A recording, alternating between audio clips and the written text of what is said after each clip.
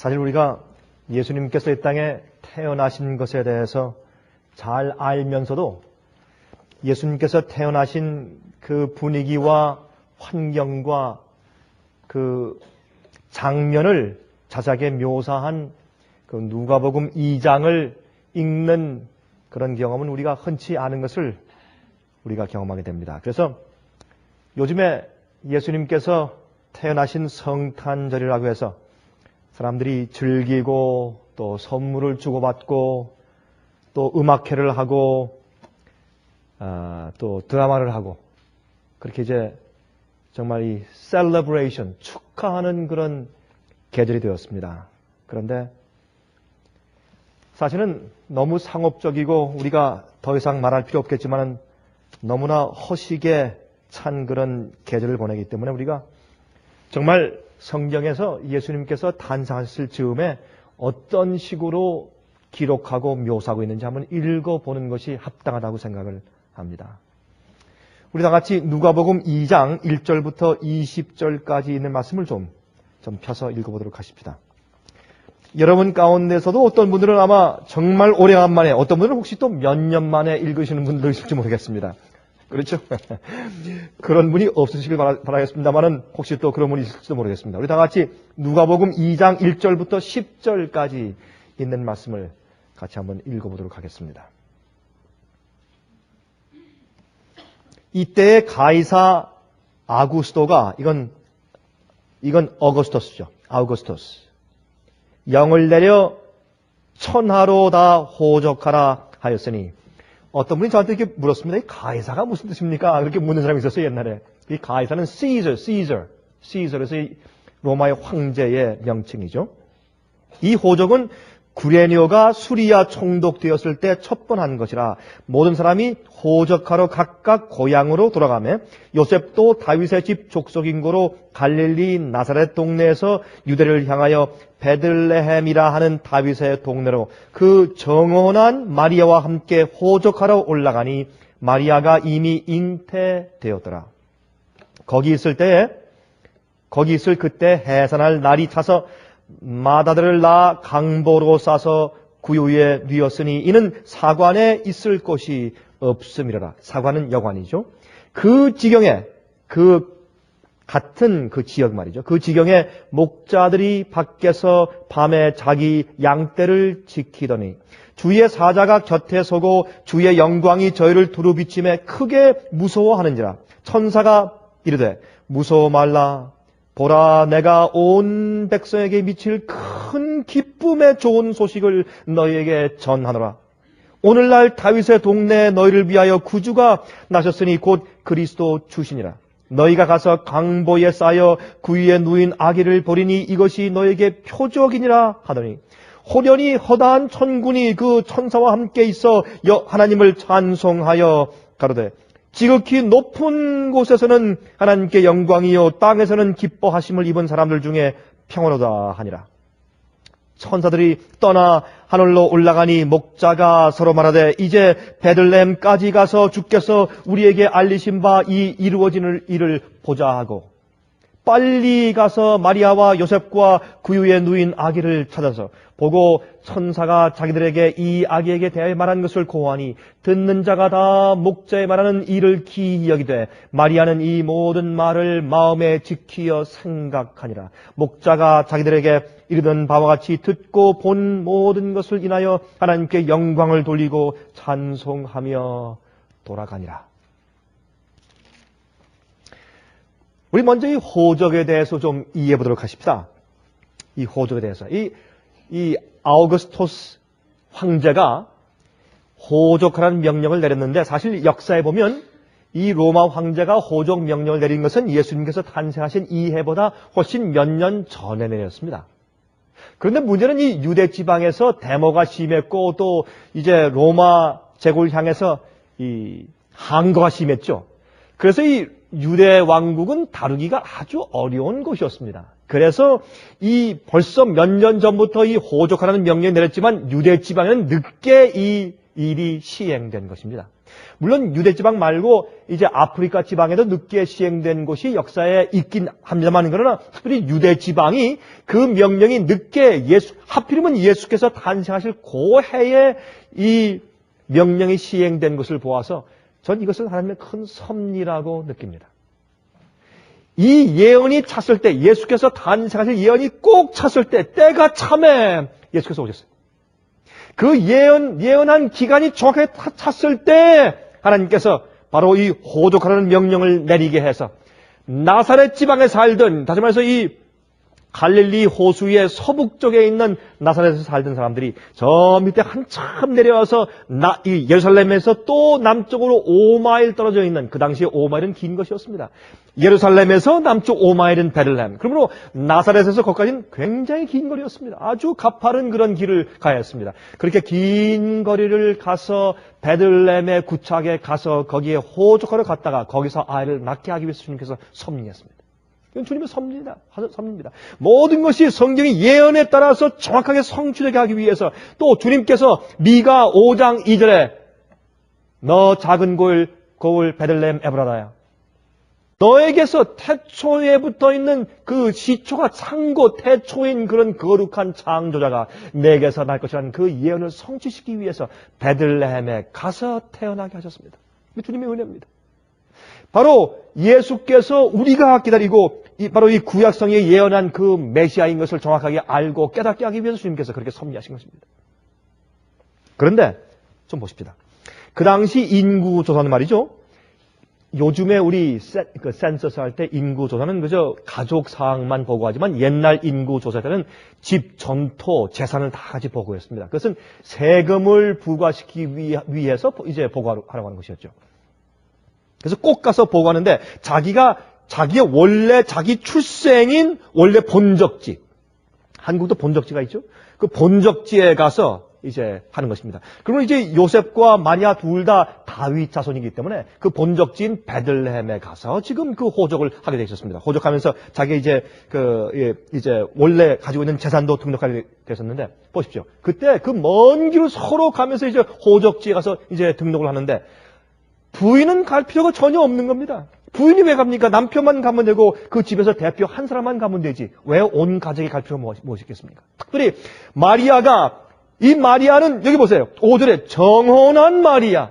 실제 아직도 결혼한 부인이 아닙니다. 이제 wife to be. 그렇죠? 이제 부인이 될 사람이에요. 또 만삭이에요. 9개월 만삭이에요. 왜 그런 사람을 데리고 가셔야 됐습니까? 그 먼 여행에. 여러분, 만삭된 부인을 왜 그런 여행에 데려갈 필요가 무엇이 있겠어요? 또 한 사람만 가면 되는데, 그것은 성령께서 반드시 그 사람들이 나사렛이 아니고 나사렛에서 자랄 것이지만 예수님께서는 어디에서요? 베들레헴에서 탄생하셔야 할 것이 성경 예언이기 때문에 예수님은 33년 반 동안만 고생하신 것이 아니라 어머니 마리아 뱃속에 있을 때부터 잉태해서 모태로부터 고생하셨어요. 9개월 동안 고생하셨지만 그 맨 마지막에 그 마리아가 그 참 힘든 배를 움켜쥐고 당나귀를 타고서 천천히 걸어서 베들레헴까지 간 겁니다. 성령께서 마음 가운데 감동해서 그들과 하여금 같이 베들레헴에 가게 했어요. 거기서 메시아가 탄생해야 되기 때문에 이 모든 것들은 사실 우리가 그냥 쉽게 크리스마스 캐롤만 부르는 것이 아니라 하나님께서 성경 예언을 이루시고 우리의 구세주를 이 땅에 보내시기 위해서 어떤 일을 하셨는지를 우리가 성경을 통해서 가만히 살펴볼 때 우리 마음 가운데 감사와 찬양이 넘치는 것입니다. 그래서 부르는 것이 크리스마스 캐롤이에요. 그렇죠? 감사와 찬송이 있어야 합니다. 여러분, 하나님께는 영광이요 땅에 있는 백성들에게는 평화입니다. 여러분들이시여, 예수님의 초림과 예수님의 탄생의 소식은 무엇을 말하는가? 여러분과 제가 이 땅에서 아무리 어려움이 있더라도, 우리가 져야 할 십자가와 고난이 있더라도, 남이 이해 못할 그런 고통들이 있고 슬픔이 있을지라도, 여러분, 그러나 우리 마음 가운데 평화가 있습니다. 우리에게 축복이 있고 희망이 있는 것은 구세주가 오셨어요. 구세주가. 하나님이 오셨어요. 왜요? 우리를 그냥 내버려 둘 것 같으면 무엇 때문에 오셨겠어요? 우리를 하늘로 데려가시기 위해서 오신 것이에요. 우리를 준비시키기 위해서 오신 것이고, 우리를 영원히 살게 하기 위해서 오신 것이고, 우리가 이 땅에서 이렇게 찌들려서 고통당하다가 인정받지 못하고 그냥 쓰러져 죽도록 내버려 둘 것 같으면 주님께서 관심 없이 그냥 내버려 두실 것 같으면 주님께서 왜 오셨겠어요? 주님께서 이 땅에 오셔서 말구에 태어나신 그 자체는 주님께서 우리를 얼마나 케어하시고 얼마나 관심이 있다는 것을 표현하신 것입니다. 그 이상 더 큰 표현이 어디 있어요? 하나님이 인간 돼서 오셔서 이 땅에 누우신 것 그 이상 더 큰 표현이 어디 있어요? 내가 너희를 내가 돌본다, 내가 안다, 내가 너에게 관심 있고 너는 영원히 나와 함께 살아야 돼. 그렇게 우리에게 편지 쓰시는 그 내용 가운데 예수께서 직접 오셔서 우리 인간의 입장에서 태어나셔서 말구에 누우신 것 그 이상 더 큰 표현이 어디 있겠어요, 여러분? 우리가 예수님의 탄생 그 장면만 목격하고 기억하고 명상만 해도 우리 마음 가운데 소망과 희망이 있어요. 여러분 이번 주일에 어떤 낙심한 형편이 있었습니까? 여러분 어떤 낙심한 마음들이 있어요 지금 마음 가운데? 솔직히 말씀해 보세요. 저한테 지금 일어나서 간증하시지 말고 마음 가운데 얘기하세요. 어떤 낙심이 있어요? 어떤 슬픔이 있어요? 어떤 낭망이 있어요? 돈이 안 벌리세요? 여러분 일하는데 문제가 있어요? 싸움이 있어요? 인정 못 받았어요? 남들이 욕합니까? 정죄받습니까? 비난받습니까? 억울한 일이 있어요? 병이 났습니까? 무슨 일이 있어요? 그러나 예수님의 초림과 예수님의 탄생은 우리에게 제일 먼저 기본적인 희망을 주는 것입니다. 이건 우리에게 평화를 줘요. 하늘에 하나님께 영광이고 땅에 있는 사람들에겐 평화예요. 아무리 힘들어도 우리 마음 가운데 평화가 있어요. 아, 예수님께서 오셨구나. 아, 그렇지. 내가 왜 이렇게 염려하고 왜 이렇게 내 낙심하는가. 아, 그렇지. 예수께서 이 땅에 오셨지. 자꾸 잊어버리는 것입니다. 사실 예수님께서 크리스마스나 탄생하신 것은 아닙니다. 여러분 어떻게 크리스마스를 이 추운 겨울에 어떻게 밤새도록 양을 지키면서 같이 있겠어요, 목자들이. 그것만 봐도 겨울에 오신 것이 아니에요. 예수님이 태어나신 것은 이 봄이나 아니면 가을에 오신 것이지 여러분 여름도 아니고 겨울도 아니에요. 그래서 크리스마스는 잘못된 날이지만 그러나 크리스마스를 지키기 때문에 우리가 이제 그 사건을 우리가 이제 기리는. 여러분 베들레헴의 뜻이 무슨 뜻인지 아십니까? 베들레헴. 베들레헴은 히브리 말로 두 단어를 합친 이제 말입니다. 베이트, 레헴. 근데 베이트란 말은 집이란 말이에요. 집, 하우스. 레헴은 bread, 빵이에요. 빵. 그래서 빵집이에요. 베이커리. 빵 굽는 곳이라는 뜻이에요. 베들레헴은. 여러분 왜 그런 이름인 줄 아세요? 생명의 떡인 생명의 빵인 예수님이 내려오실 것이거든요. 그래서 베들레헴이에요. 여러분 만나. 여러분 이제 40년 동안 이 광야에서 이스라엘 백성이 먹은 만나요. 만나의 뜻이 무엇입니까? What is it? 이게 뭐야? 그런 뜻이죠. 예수님이 이 땅에 오셔서 말구에 들어 누웠을 때 사람들이 이 아기가 누구야? Who is he? 이러세요. Who is this baby? 그러면 예수님은 만나예요. 만나가 공짜로 아무것도 없는 삭막한 광야에서 굶어 죽게 되었을 때 그들이 눈을 비비고 일어나서 텐트 문을 열고 나가보니까 하얀 만나가 하늘에서 떨어졌는데 이것이 그들이 이제 그 광야에 돌고 돌 때 먹을 양식이었어요. 그 속에 그들이 먹을 수 있는 충분한 양분과 비타민이 다 들어있었어요. 또 먹을 때 달콤한 맛도 있고 예수님이었어요. 이 땅에서 허무하게 우리가 죄 가운데서 이렇게 살고 이렇게 고통 가운데 세상의 죄 광야를 돌 때 하늘에서 만나가 내렸어요. 그것이 베들레헴이에요. 그게 베이커리 빵집이에요. 생명의 떡이 이 땅에 오신 것이에요. 우리를 위해서. 우리에게 당신을 주시려고. 그래서 예수 그리스도를 받아 먹으면 우리가 사는 것입니다. 그 속에 희망이 있고 거기에 소망이 있고 거기에 기쁨이 있고 평화가 있는 것입니다. 우리 주위에 있는 나의 환경과 분위기가 아니고 예수께서 우리를 데리러 오셨다는 그 자체 희망이 있는 겁니다. 여러분 우리가 예수님의 오심이 좀 지체된 것만은 사실이에요. 전 예수님이 좀 지체되었기 때문에 마음이 참 답답하고 가장 서운한 사람 가운데 하나가 접니다. 그래도 우리 인간이 아무리 길게 살아보고 아니 솔직히 생각해봅시다. 우리가 뭐 1000년 삽니까? 500년 삽니까? 주님이 좀 지체한다고 해서 우리가 이 땅에 사는 것은 60, 70, 80 살다가 죽어버리는 것인데 아무리 주님께서 지체한다고 해도 몇 시년 좀 지체하는 것인데 괜찮습니다. 그렇죠? 결국은 주님께서 오실 텐데 우리가 주님께서 오실 때 예수님께서 이 땅에 오신 그 사실 때문에 얼마나 주 앞에 감사하겠습니까? 얼마나 감사하겠습니까?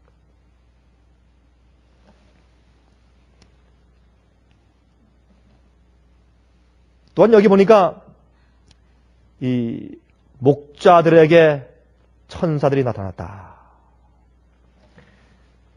예수님께서 하늘의 왕이 배반하고 대쟁투에 휩싸여 있는 이 지구를 구속하기 위해서 하늘의 왕 하나님의 아들이 신이 이 땅에 오셨는데, 우리 이거 하나 짚고 지나가십시다. 어떤 사람들 그래요. 예수님은 이 땅에 오신 하나님이라기보다는 참 훌륭한 랍비요 선지자였는데, 예수님의 생애가 너무 거룩하고 순결하고 훌륭해서 예수님이 30살 되었을 때 요단강에서 침례받을 때 그때 성령이 내려오면서 그때 하나님의 아들로 어답트 하셨다. 그래서 그걸 갖다 어답셔니스트라고 불러요. 어답셔니즘. 그러니까 양자설이에요. 그러니까 예수님이 인간이었는데 너무 훌륭하니까 하나님께서 침례받을 때 넌 이제 내 아들이라고 이제 양자로 어답트해서 그때부터 하나님의 아들을 메시아가 된 것이지 그전에는 아니었다. 그런 가르침이 꽤 사람들한테 받아들여지고 있습니다. 근데 그게요, 그럴듯한 얘기가, 그 사람들 한 얘기가, 어떻게 하나님이, 이건 하나의 그저 얘기 우화지, 어떻게 하나님이 인간의 뱃속에 들어와서 9개월 동안 있었냐, 9개월 동안. 이건 말도 안 된다. 주님이 태어나시려면 그냥 살짝 가서 그냥 인간으로 다 오시면 되지. 어떻게, 하나님이 환한 정작 가운데 들어와서 뱃속에서 9개월 동안 크시고, 이건 말도 안 되는 건데, 이건 하나의 우화지, 신화지.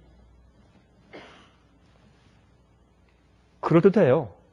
그거 좀 어떤 땐 그런 말을 믿고 싶기도 할 정도로 하나님이 인간 뱃속에서 9개월 동안 계셨다. 이건 믿기가 어려운 이야기입니다. 여러분 근데 아세요? 제가 태어날 때부터 지금까지요. 50여 년 동안요. 제 나이가 다 드러납니다. 오늘 그냥. 50여 년 동안 저 태양이요. 한 번도 궤도를 바꾸지 않고 그 열과 빛을 한 번도 죽이지 않고 똑같이 타고 있어요. 나 저거 왜 그런지 몰라요. 이유를. 달도 모르고 왜 물이 꼭 위에서 아래로 흐르는지, 왜 씨를 씌우면 꽃이 나고 열매가 생기는지 전 모릅니다. 똑같은 흙에서요. 왜 어떤 모양은 동그랗고 어떤 모양 길쭉하고 어떤 모양은 이상하고 막 바나나만 길쭉하고 모양도 노랗고 말이죠. 사과는 동그랗고 빨간데 맛도 달라요. 똑같은 땅인데. 저는 왜 그런지 몰라요. 우리가 성육신의 모든 그것을 다 설명하고 다 이해할 필요가 없습니다. 다 이해할 수도 없고, 그건 신비이기 때문에. 그러나 한 가지 우리가 이해할 것이 있어요. 예수님이 이 땅에 성육신하신 목적이 있어요. 목적은 물론 인간이 되어서 우리 죄를 대신해서 죽으셔야 되니까, 하나님은 죽을 수가 없으니까 인간이 되셔야 되기 때문에 대속을 위해서 인간이 되시고 우리 죄된 육신을 쓰시고 오신 성육신의 목적이 있습니다. 또 한 가지 중요한 것은 예수님께서 이 땅에 오셔서 우리의 모본이 되셔야 돼요. 다시 말해서 인간의 입장에서 태어나서 우리와 같이 시험 받으시고 그러나 죄는 없고 죄를 승리하신 경험, 아버지의 계명을 다 지키신 경험을 우리에게 보여주셔야 합니다. 그것이 없으면 우리에게 소망이 없어요. 우리 인간은 그러므로 전부 다 거짓이 전부 다 우리 씌어가지고 우리는 안 되는 것이구나. 그렇게 살 뻔했어요. 하나님의 계명이 투쟁의 이슈이기 때문에 예수님께서 이 땅에 오셔서 우리와 똑같은 입장에서 태어나서 우리 인간보다 더 나은 어떤 프리빌리지, 어떤 특권, 그것을 전혀 받지 않은 상태에서 태어나고 똑같이 살면서 똑같이 시험받고 똑같이 유혹당하고 똑같이 고통당하다가 그러나 승리하신 모습을 보여줌으로 우리가 소망이 되시는 겁니다. 그 모분을 보여주셔야 돼요. 그것 때문에 주님께서 태어나실 때 우리가 똑같은 방법으로 태어나셨어야 합니다. 그러므로 하나님 되심을 접어서 하늘에 두시고 이 땅에 오셔서 완전히 인간 되시되 인간이 어머니 뱃속에서 9개월 있는 그 과정까지 통과하시면서 철저하게 여러분과 저와 하나가 되신 겁니다. 우리 그렇게 이해를 해야 돼요. 여러분 우리가 오해하거나 불신하려고 애를 쓰면 불신할 만한 증거를 수천 개 발견할 수 있지만 우리가 믿으려고 애쓰면 믿을 수 있는 확실한 증거가 수백만 개가 이 우주에 존재합니다. 근데 여기 이 천사들이 와서 말이죠. 이 목자들에게 왔다. 목자들에게. 근데 참 그 천사가 와서 지금 그 우주의 왕이 오셔서 구세주가 왔는데 예언한 그 구약 성경은 이 구세주가 오시는 이 메시아에 대한 예언으로 꽉 차 있는데 이 예언이 드디어 성취되고 이제 이 지구상에 소망의 빛이 열리는데 이 기쁜 소식을 전해줄 사람이 있나 깨어서 기다리고 지금 바라보고 기도하는 사람이 있나 아무리 뒤져봐야 전체 그 유대 땅에 한 명도 없는 겁니다. 교회 제일 최고 본부에 가서 대제사장부터 해서 샅샅이 뒤져봐야 없는 겁니다. 얼마나 슬픈 사실입니까? 없는 겁니다. 그래서 예수님의 초림 당시와 예수님의 재림 당시의 교회 형편은 꼭 같을 것입니다. 지금도 꼭 같습니다. 그런데 베들레헴의 그 가까이에 있는 베들레헴에서 조금 떨어진 그 들에서 양들을 치면서 서로 번갈아서 영어로 abiding in the field 그 밖에서 그 지경에 그 들에서 keeping watch over their flock by night 밤에 그 양들을 서로 순번대로 교대하면서 파수하고 있는 그런 목자들을 발견했습니다. 근데 그들은 이 상당히 그 천시받는 계급이었어요. 그 당시에는 그렇게 인정하지 못했습니다. 왜? 그들은 자주 양들을 도둑질했어요. 매일 이제 주인 보이지 않는 데서 자꾸 양들을 치니까 이 양들과 염소와 이런 이제 가축들을 도둑질해가는 일들이 종종 있었습니다. 그래서 이 목자들은 아주 천박한 그런 그 계급이고 인정받지 못하는 무시당하는 계급이었습니다. 세리 같은 계급이었습니다. 그러나 그들 가운데서 정말 이 예언에 대해서 생각하며 기도하면서 왜 메시아가 오지 않을까? 언제 오실까? 하면서 명사하며 기도하며 서로 대화를 나누는 그 한 무리가 있었습니다. 그들을 발견하고 그 한 무리를 발견하고 천사가 와서 얘기하는데 이 천사는 가브리엘 천사죠. 천사가 와서 그에게 기쁜 소식을 전합니다. 그에게. 갑자기 밝은 존재가 딱 나타났습니다. 놀랐습니다. 얘기했습니다. 근데 그 얘기하는 광역 가운데서 그 중요한 그 내용인데 그것은 뭐냐면 너희가 가서 이제 이 강보에 쌓여 있는 구유에 누인 아기, 말구유에 말 먹이통에 누여 있는 아기, 그것만 봐도 어떤 의미에서 인정받지 못하고 누울 곳이 없는 그런 곳에 누워 있는 그 아기를 볼 텐데 그 아이가 강보로 쌓여 있다. 이 강보는 swaddling clothes인데 그 헬라 말의 어원을 따져보면 이런 뜻이라고 해요. 그것은 옛날 천한 계급의 그저 이 가난한 사람들이 여염집에서 아이들을 그저 이렇게 싸주는 아이 기적으로 만드는 그런 천한 그런 천입니다. 걸레 쉽게 얘기해서. 그걸로 쌓여 있는 그 아이를 볼 텐데 그것이 너에게 이 아이가 구세주고 메시아라고 하는 표적이다. It'll be the sign. 참 놀라운 얘기 아니에요? 그게 사인이에요.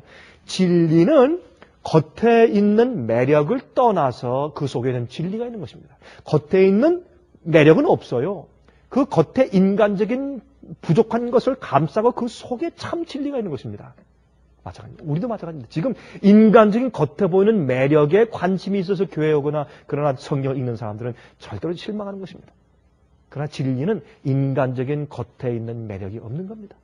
그 속에 진리가 있는 겁니다. 하나님은 그러한 분입니다.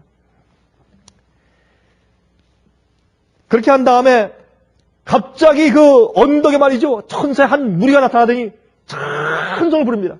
무슨 찬송을 했을까요? 파바로티 같은 그런 멋있는 아리아를 했을까요? 아니에요. 그들의 목소리는 아름다워요. 부드럽고 곱고 겸손하고 자기를 과시하는 그런 목소리가 아니에요. 천사들은 아주 아름다운 목소리예요.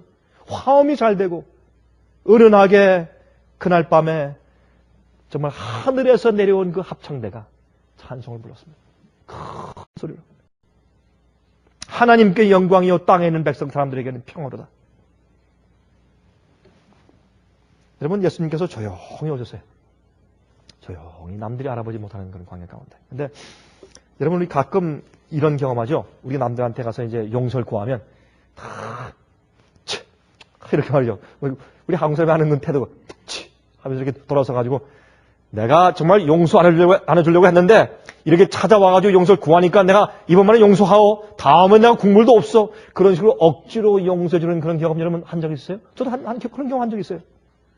아주 기분 나쁘게 용서해줘요. 그냥 용서받고 오는 게 심정이 아주 기분 나빠요. 차라리 가지 말걸 그런 생각이 들 정도로 그런 사람들이 많아요. 억지로 용서해주는 거. 근데 예수님은 우리가 용서해달라고 구하지도 않았는데, 예?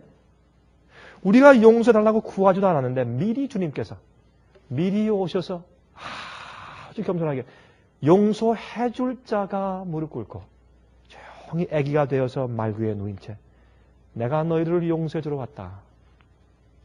그렇게 하셨습니다. 그게 예수님의 탄생입니다.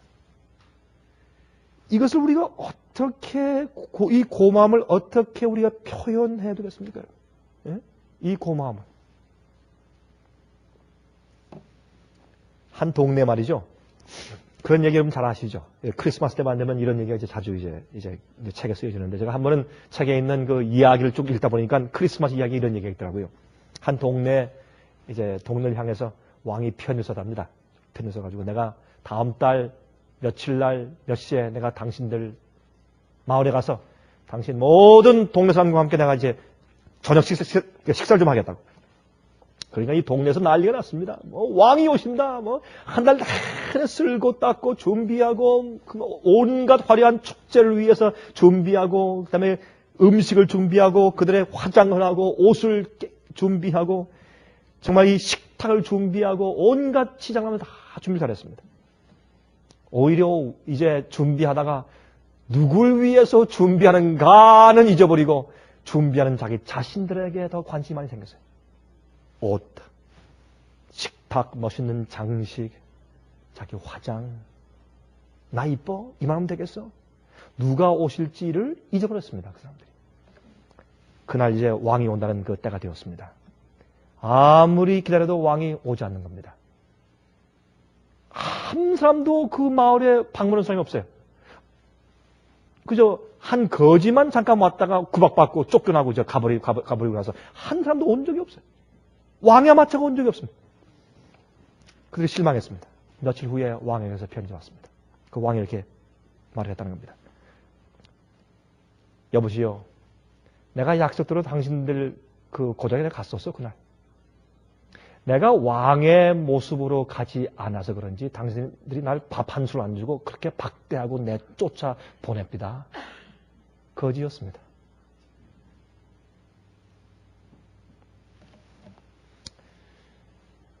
우리가 잘 아는 얘기지만은 참 우리가 그럼 생각해야 하는 얘기입니다. 옛날에 참 유대교회가요 뭘 지키고 하느라고 바빴습니다. 성경 잘 외우고 읽고 의식을 잘 해하고 예언을 알고. 근데 예수님께서 탄생하시는 그 밤에 아무도 몰랐습니다. 성경의 미가서 5장 2절에 그 베들레헴에서 태어난다는 것을 정확하게 그 장소까지 예언해 주셨는데도 그들이 몰랐어요. 예수님의 재림 문제요? 성경에 가득해요, 예언이. 그래도 몰라요. 예수께서 오실 때 말씀하시길 내가 인자가 두 번째 올 때 이 땅에서 내가 믿음을 보겠느냐 그랬어요. 교회가 몰라요. 교회가 엉뚱한 일에 정신 다 팔리고 몰라요. 자기 치장에 정신없이 지내다가 예수께서 오시는 걸 몰라요. 마음에 예수를 모신 경험이 없으면 몰라요, 그들은. 그러나 하나님께서 정말 전시받고 인정받지 못하는 목자들 계급에 주님께서 오셔서 그들에게 예수님의 탄생의 복음을 얘기해 주셨어요. 예수님의 탄생의 복음. 여러분 아십니까? 옛날 베들레헴은요, 예루살렘으로 데리고 가서 성전 봉사에서 희생 제물로 바칠 양과 염소들을 지키는 곳이 베들레헴이었습니다. 베들레헴에서 양을 치고 있으면 그 양들은 전부 다 성소로 가서 성소에서 제사 드릴 양들을 치고 있는 것이었습니다. 이때에 이제 그 예루살렘에 가서 그 성전에서 제단 위에서 희생돼서 죽을 그 제물 양들을 치고 있는 그 목자들에게 바로 이 천사가 와서 그들에게 기쁜 소식을 전해줍니다. 그게 베들레헴의 얘기입니다. 그게 베들레헴 얘기입니다. 여러분,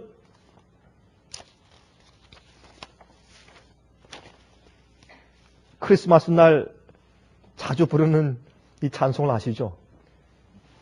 O little town of Bethlehem, How still we see thee lie. 잘 아시죠? 제가 참, 전 크리스마스 노래 가운데 제일 좋아하는 노래 가운데 하나인데. Above thy deep and dreamless sleep, the silent stars go by. Yet in thy dark street shineth the everlasting light.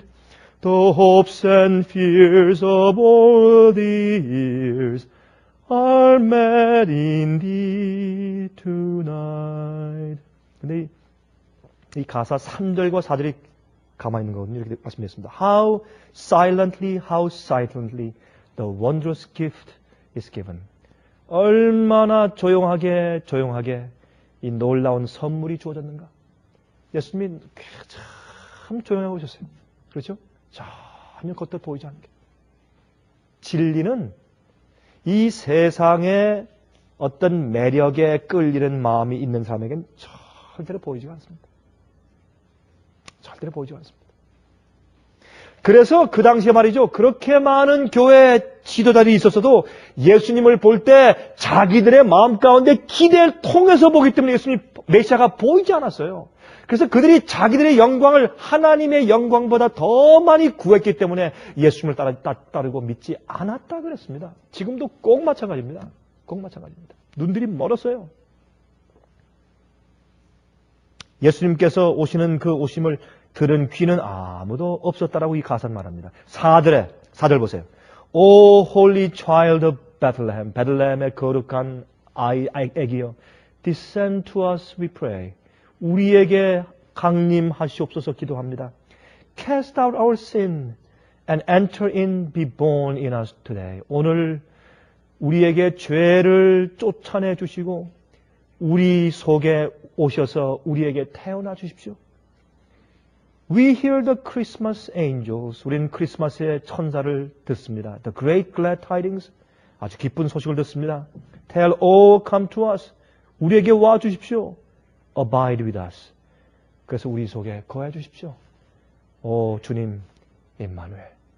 임마누엘 뜻은 하나님께서 우리와 함께 하시다는 뜻 아닙니까? 그러므로 옛날에 이렇게 크리스마스 노래를 작곡, 작사한 사람들은 그 의미를 알았던 것 같아요. 예수님의 탄생은 예수께서 우리 마음 가운데 오시는 것을 의미했습니다. 내 마음 가운데. 예수님께서 베들레헴에 이런 얘기하죠. 예수님께서 베들레헴에 수백 번 태어나셨다고 할지라도 우리 마음속에 한 번 태어나지 않으시면 무슨 소용이 있겠습니까? 예수님께서 십자가에 수백 번 돌아가실지라도 우리가 주님과 함께 죽는 경험을 한 번 하지 못하면 그것이 무슨 소용이 있겠어요? 그렇지 않습니까? 여러분, 우리가 이 크리스마스 카드 보면 예수님께서 태어나셨을 때 말구 위에 동방 박사들이 와가지고 이렇게 이제 황금과 유황과 모락을 놓고서 경배하는 그림이 있습니다. 그건 잘못된 그림입니다. 그들이 왔을 때는 예수님께서 태어난 지 생후 40일 후에 왔어요. 예수님이 탄생했을 때 말구에 가서 경배한 사람들은 목자들밖에 없었어요. 그 다음에 예수께서 탄생한 다음에 40일 이후에 마리아가 결례 행한 다음에, 결례는 뭐냐 하면 아기를 낳았을 때 남자 아기를 낳은 다음에는 이 어머니가 산모가 40일 동안 밖에 나가면 안 돼요. 40일 지난 다음에 성전에 가서 결례를 행한 다음에 사람들 만날 수 있었습니다. 딸을 낳으면 80일 동안 사람 만나면 안 돼요. 왜 딸을 만나면 그런지 모르겠어요. 아마 그 위생적으로 더 문제가 있는 모양, 잘 모르겠습니다만은 그 이유를. 그러나 이제 아들을 낳았기 때문에 40일 동안 이제 사람을 만나지 않고 있다가 40일 이후에 결례를 행하고 와서 그때는 어떤 집을 좀 얻었던 모양입니다. 집에 있을 때 그때 여러분 마태복음 보시면 그때 동방 박사들이 찾아왔어요. 40일 이후에 찾아왔는데 그때 어떻게 왔습니까? 그들이 와가지고 별들 보고 그 별들은 천사의 무리였죠. 그들이 성경 예언을 특별히 다니엘서를 깊이 연구하는 사람들이었습니다.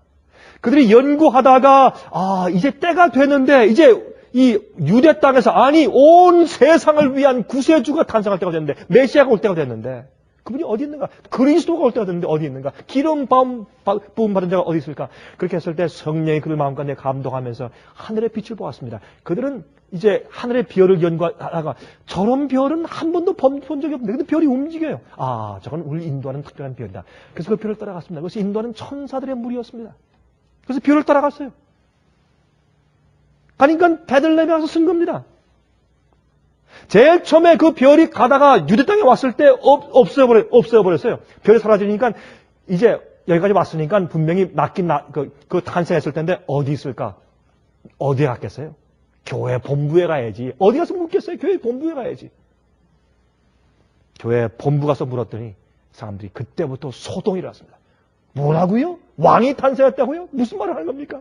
다 졸다가 이방 사람이 와서 교회를 깨웠어요. 마찬가지예요. 오늘날 천연재해가 깨우고 어떤 과학자 얘기가 깨우고 믿지 않은 사람들이 말하는 것들이 교회를 깨우지 않습니까? 가끔. 교회가 얼마나 깊이 잠들어 죽어 있는지 이 역사가 예수님의 초림 때 있던 것처럼 재림 때 똑같이 반복되어 있는 것입니다. 그때 와서 그때 드디어 이제 예루살렘에 소동이 있었어요. 그때 물었습니다. 그렇죠? 헤롯 왕이 물었어요. 왕이 물었습니다. 아니 왕이 태어났다. 그런 예언이 성경에 있느냐? 왕이 몰랐어요. 그때 서기관들이 뭐라고 대답했습니까? 예, 성경에 있습니다. 어디더냐? 예, 성경에는 베들레헴이라고 합니다. 그러면서도 몰랐습니다. 성령께서 그들을 인도해서 그들의 얘기 때문에 교회가 깨어나서 소동되어서 혹시 깨달을 수 있까 해서 그렇게까지 역사했지만 교회가 죽어 있었습니다. 여러분 제가 참 흥미있는 것을 봐요. 제가 이번 주에 제가 이제 방송 녹화를 하다가 그런 얘기를 했습니다만은 마귀가 오늘날 교회에게 큰 기만으로 교회를 속여는 큰 한 가지 사건이 있어요. 그래서 뭐냐면 옛날 초림 당시에 예수께서 오실 당시에 왜 그들이 예수님을 맞이하지 못했는가? 성경에 예수님께서 초림하시는 예언을 갖다가 무시해버리고 재림하시는 영광의 구주와 심판주로 오시는 재림에 대한 예언을 그들에게 적용시켰어요. 그건 왜요? 그들이 자기들이 원하는 자기들의 기호와 자기들의 기대에 맞춰서 성경을 뜯어 맞춘 거예요. 그렇죠? 성경에 있는 말씀 그대로 받은 것이 아니라 성경에 있는 말씀을 내용을 자기들이 현세 만족을 위해서 기대하는 자기 기대에 맞도록 뜯어 고쳐서 이해하고 예언을 가르쳤기 때문에 그들이 엉뚱한 메시아 상을 기대했기 때문에 예수님을 거절한 것이에요. 근데 지금은 어떻습니까? 지금은 반대예요. 지금은 재림할 심판주 예수를 기대하면서 교회가 정결케 되고 십자가에서 용서받은 다음에 의롭게 변화되고 성화의 열매를 강조해야 될 시간에 이제는 예수님의 초림으로 돌아갔어요. 예수님의 재림을 강조하지 않고 예수님의 초림 십자가만 교회에서 강조해요. 예수님이 십자가에 돌아가셨다. 용서, 구원, 은혜, 감사, 피로 씻었다. 구원받았다. 구원 놓칠 수 없다. 이것만 강조하지 거룩한 성령의 역사와 변화와 성화의 경험과 거룩하게 되는 경험과 하나님 맞이할 예수님의 재림을 위한 준비를 강조하지 않는 이상한 시대가 되어버렸어요. 마귀는 이 교회를 그렇게 기만시켰어요. 옛날에는 초림 때 재림을 고대하게 바꿔놓고 지금은 재림을 고대할 때 초림으로 초점을 맞추게 십자가의 예만, 물론 십자가가 가장 중요한 일 가운데 하나지만 십자가에만 초점 맞추게 교회를 기만시켜 놓은 거예요. 그래서 교회가 타락하는 것입니다. 지금 복음이 잘못되어 있기 때문에 재림에 대한 준비가 없기 때문에 여러분 그래서 앞으로 여러분 아십니까? 앞으로도 이제 밖에 있는 사람들, 바벨론에 있는 사람들이 들어와서 큰 소리 외치며 가담할 때 그때가 교회가 깜짝 놀랍게 할 것입니다. 동방박사들이 옵니다. 옛날에 동방박사들이 교회 안에 소동 일으킨 것처럼 지금도 똑같은 일이 앞으로 이루어질 것입니다. 우리 한 말씀만 읽고 마치겠습니다. 요한계시록 22장 17절 좀 보시기 바랍니다. 요한계시록 22장 17절입니다. 이것은 요한계시록의 제일 마지막에 있는 말씀 가운데 하나입니다. 그렇죠? 요한계시록 22장 17절.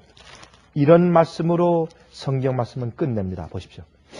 성령과 신부가 말씀하시기를 오라 하시는도다. 듣는 자도 오라 할 것이요 목마른 자도 올 것이요 또 원하는 자는 값없이 생명수를 받으라 하시더라. 누구에게 생명수를 주신다고요? 목마른 자, 원하는 자. 목마른 자, 원하는 자. 진리를 찾는 자. 예수님을 만나고자 하는 자. 너희가 온 마음과 뜻을 다하여 나를 찾고 찾으면 만날 것이라 그랬습니다. 여러분 세상의 욕심과 매력에 대한 관심 없이 하나님을 만나고 진리를 찾아서 목마른 자에게 생명수가 약속되어 있습니다. 예수님께서 이 땅에 탄생했지만 많은 사람들이 예수를 만나지 못한 채 교회에서 방황하고 있습니다. 정말 영적으로 목마른 경험들 하시기를 간절하게 바랍니다. 우리의 마음이 이 세상의 기대와 이 세상 욕심으로 차 있을 때 우리가 예수님을 알아보지 못하는 교훈을 우리가 오늘 공부한 예수님의 탄생의 이야기를 통해서 배웠습니다. 그 당시 유대교회가 그 큰 예언과 그 큰 성경을 가지고 있었지만은 주님 맞이하지 못한 것이 오늘날 우리 교회들의 모습이 아닙니까? 하늘에 계신 아버지, 그러나 그 속에 목자들이 있었던 것처럼 우리도 주님께 올바른 경배 드리는 사람들 틈에 끼일 수 있도록 축복하여 주시옵소서.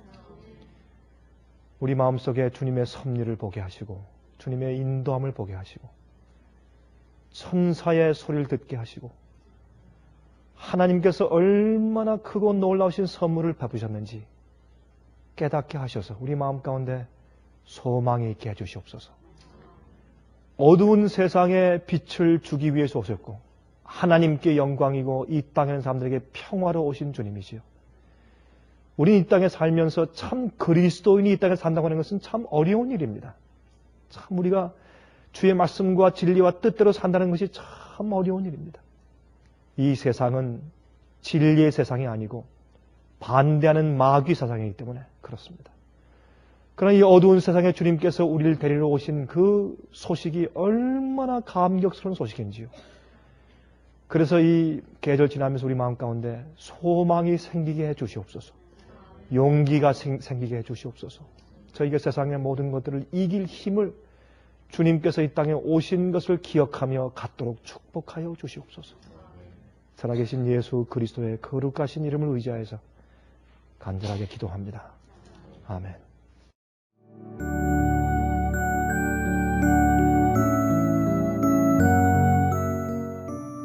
예수님의 재림이 가까워오고 있습니다. 지금은 영원한 하늘을 위해 준비해야 될 때입니다. 머지않아 우리의 재물은 아무 쓸모없는 것이 되고 말 것입니다. 하나님께 은혜를 받으셨다면 받으신 축복을 생애의 빛 복음 사업을 위해서 나누지 않으시렵니까? 헌신하시는 성도님들의 손길에 하나님께서 후히 갚아주실 것입니다. 후원해 주시는 모든 성도님들께 감사드립니다.